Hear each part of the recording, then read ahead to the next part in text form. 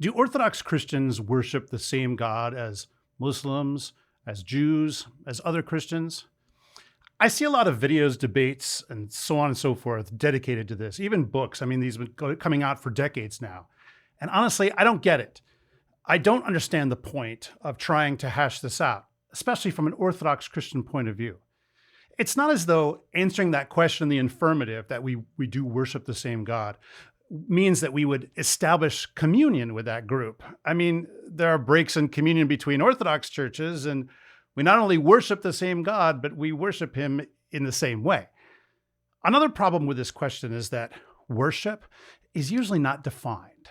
What a Muslim or a Jew or even a lot of other kinds of Christians refer to as worship is not what Orthodox Christians mean by the word. Perhaps surprisingly to some, what we mean by it is actually more like what pagans meant by it. The big question in ancient Israel and in the early church was whom you worshiped. How people worshiped was mostly the same: a sacrificial meal shared with your deity. The place that this question usually breaks down is in the discussion about whether being wrong about who God is means that whatever religious actions those people are doing get directed to some other spirit or to nothing at all. How wrong do you have to be worshiping a demon, even if you're doing it under the name Jesus or Holy Trinity or God? Is there a quantifiable scale for this? Even just on this theoretical question, I find it much more useful to discuss the particulars of differences in dogma and praxis than to try to come up with a broad summary phrase like, we worship the same or different gods.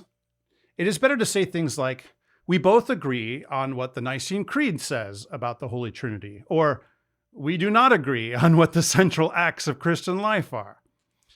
More importantly, though, so much of this discussion turns on technicalities without much concern for the practical realities that are actually involved in the salvation of human beings.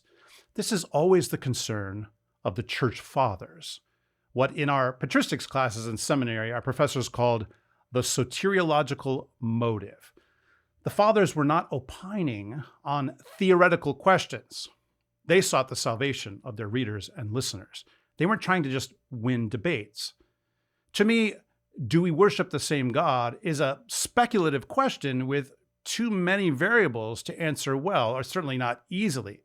But it is also fundamentally aimed in the wrong direction.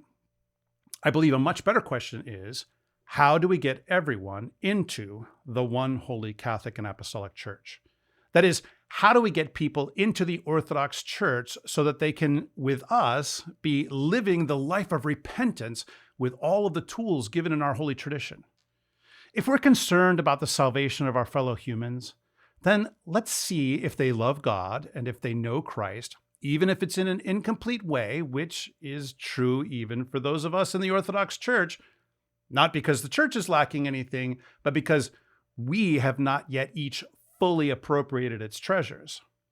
If they do not know and love Christ, then we can show him to them through the preaching of the gospel and the obeying of the commandments.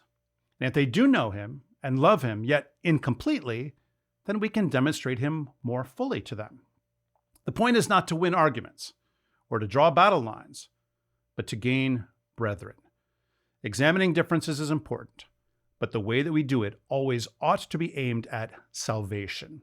Overbroad generalizations miss the point.